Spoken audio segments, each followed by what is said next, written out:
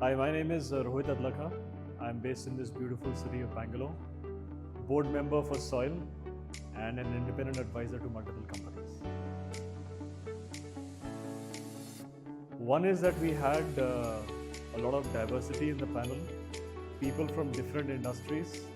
So it was great to get an experience from stalwarts having different perspectives. Second, it was a very conversational panel rather than a very direct Q&A session.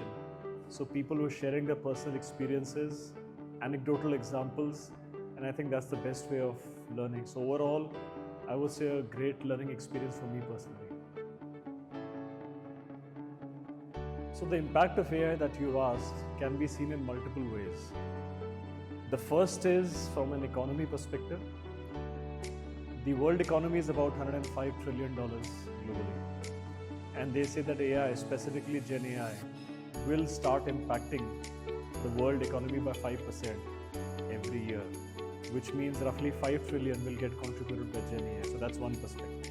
The second perspective is that people say that by 2030, which is not too far off, machines will become smarter than humans. So the question comes, if that is really going to happen, what is there for humans itself? The third is that the human role in society is changing dramatically. The whole idea of the human world, which is the biological world, the virtual world and the physical world are all coming together through AI. How do you bring all these paradigms together is still a mystery. There are a lot of predictions on how AI will impact life at large. But I think we should just take every day as it comes, step by step, and see how both technology and humans can evolve together.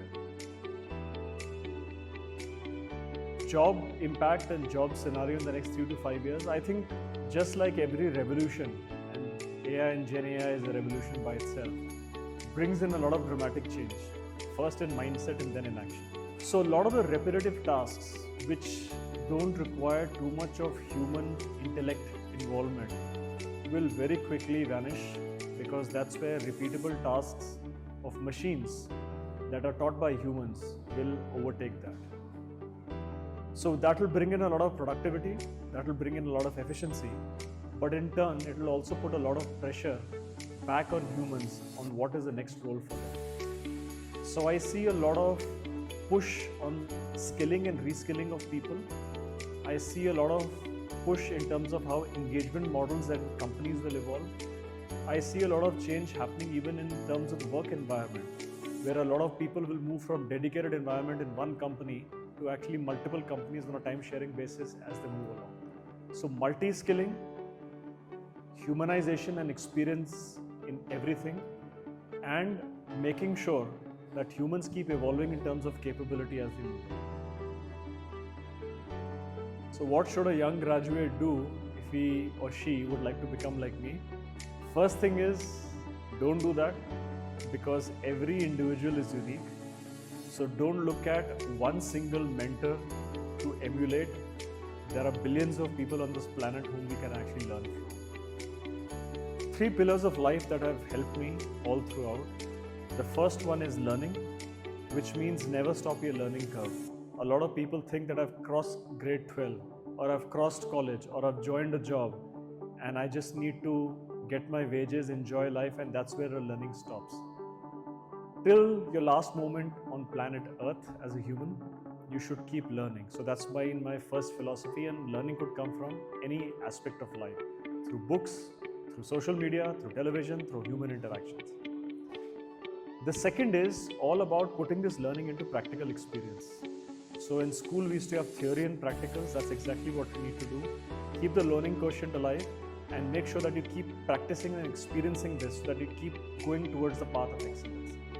The third is connectedness. You may be alone in terms of a human being, but you're connected with everything else on this planet. So how do you bring in that connectedness?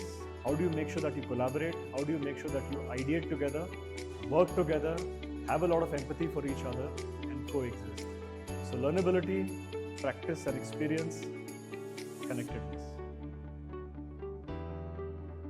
One is that the values of soil are a lot that we can learn from.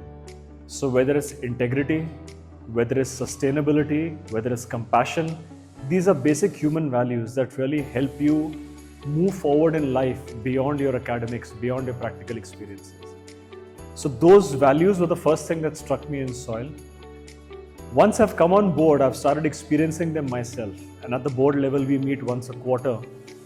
How do we look at business? How do we look at people? How do we look at students? How do we look at employment? All with a humanized, compassionate way where we think long-term for people, where we think long-term for careers. Personally, great learning because I have not been part of a hardcore education sector. I bring in a lot of tech, I bring in a lot of experience, I bring in a lot of scale. But the whole idea about managing an education life cycle has been great learning for me. So overall, I would say a very rewarding experience, and thanks to Soil to having me on board as a board member.